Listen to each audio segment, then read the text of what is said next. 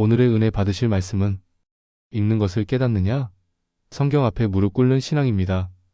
본문 말씀은 사도행전 8장 30절 31절 말씀입니다.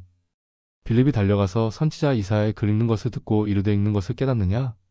대답하되 지도해주는 사람이 없으니 어찌 깨달을 수 있겠느냐? 하고 빌립을 청하여 마차에 올라 함께 앉게 하니라. 성경 많이 읽었습니까? 사랑하는 여러분, 우리는 지금 말씀의 시대에 살고 있는 듯하지만 사실은 깨닫지 못하는 시대에 살고 있습니다. 사람들은 이렇게 말합니다. 저는 성경 열독했습니다. 성경은 창세기부터 요한계시록까지 몇 번이나 통독했죠. 그러나 정작 질문을 드리면 대답하지 못합니다. 이사야 53장은 무엇을 말합니까? 요한계시록의 7교회는 각각 어떤 메시지를 받았습니까? 하박국 선지자가 하나님께 던진 질문은 무엇입니까? 그제야 멈춥니다. 읽기는 했지만 깨닫지 못했기 때문입니다. 오늘 이 말씀을 통해 읽는 것에서 깨닫는 것으로 나아가야 한다는 주님의 음성을 들으시기 바랍니다. 본론입니다.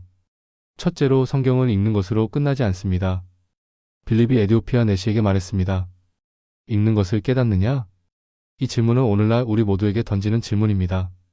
예배 시간에 성경을 펼치고 성경 앱을 열고 큐티를 하더라도 깨닫지 못하면 생명이 되지 않습니다.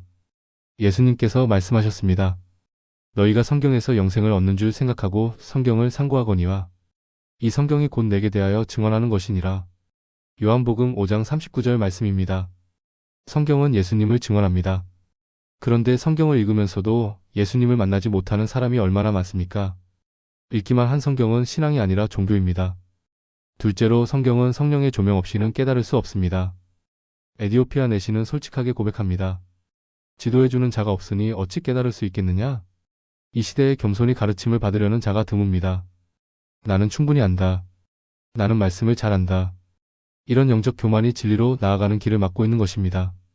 형제 자매 여러분, 우리가 예배에 참석하고 성경을 읽고 설교를 듣지만 성령의 조명이 없으면 아무것도 보이지 않습니다. 바울도 고백했습니다. 이 지혜는 세상의 지혜가 아니요 오직 성령으로 말미암은 것이라. 말씀을 깨닫는 지혜는 지식에서 오지 않습니다. 성령께서 조명해 주셔야 합니다. 셋째로 깨닫는 자는 달라집니다. 말씀을 제대로 깨달으면 삶이 달라집니다. 죄를 미워하게 됩니다. 회개가 터져나옵니다. 복음을 전하고 싶어집니다. 에디오피아 내시는 말씀을 깨달은 후 어떻게 합니까? 바로 세례를 받습니다. 그리고 기쁨으로 돌아갑니다. 말씀을 깨달은 자는 즉시 순종합니다. 오늘날 성경을 수십 번 읽었다고 자랑하면서도 변화없는 삶을 사는 이들이 너무 많습니다. 형식만 남은 독서가 아닌 내 영혼을 찌르고 변화시키는 살아있는 말씀을 붙들어야 합니다. 결론, 성경이 내 심령을 몇 번 찔렀는가? 사랑하는 여러분, 성경을 몇 번 읽었느냐보다 중요한 것은 성경이 내 안을 몇 번 찔렀느냐입니다. 히브리서 4장 12절은 이렇게 말합니다. 하나님의 말씀은 살아있고 활력이 있어 좌우의 날선 어떤 검보다도 예리하여 마음의 생각과 뜻을 판단하나니 말씀 앞에서 교만하면 그 칼을 피해갑니다. 말씀 앞에 엎드리면 그 칼이 나를 새롭게 합니다. 오늘 이 시대에 필요한 건 말씀을 많이 읽었다는 교만이 아니라 말씀 앞에 찔려 무릎 꿇는 겸손한 영혼들입니다. 적용과 결단의 시간입니다. 나는 성경을 얼마나 읽었는가가 아니라 나는 말씀 앞에 얼마나 엎드렸는가? 나는 성령의 조명을 사모하며 말씀을 묵상하는가? 나는 누군가에게 읽는 것을 깨닫게 하는 빌립이 되고 있는가? 마무리 도전의 말입니다. 사랑하는 형제 자매 여러분, 오늘 우리는 디지털 시대의 빌립입니다.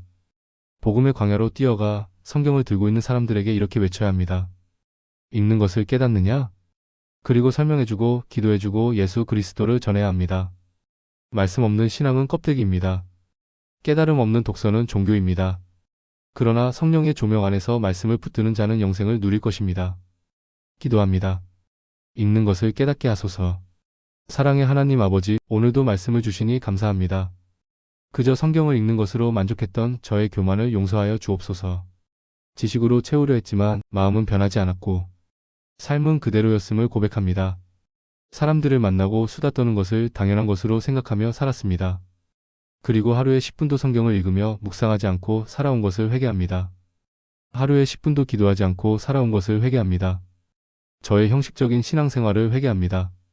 주님, 빌립이 에디오피아 내시에게 말했던 그 음성처럼 제게도 말씀하여 주옵소서. 읽는 것을 깨닫느냐? 제가 읽은 말씀이 그저 활자로 스쳐가지 않게 하시고 제 심령을 찌르고 제 삶을 뒤집는 살아있는 하나님의 음성 되게 하소서. 성령님, 저를 조명하여 주옵소서.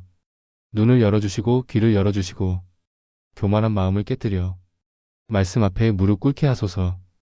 에디오피아 내시처럼 겸손하게 배우게 하시고 빌립처럼 복음을 풀어 설명해주는 자로 살아가게 하소서. 주님, 제가 말씀을 100번 읽었다고 자랑하는 신자가 되지 않게 하시고 그 말씀에 100번 찔려 눈물 흘리는 참된 신자가 되게 하소서. 오늘도 말씀을 깨닫기 원합니다. 그리고 그 말씀대로 살기 원합니다. 주의 성령으로 인도하여 주옵소서. 예수님의 이름으로 기도드립니다.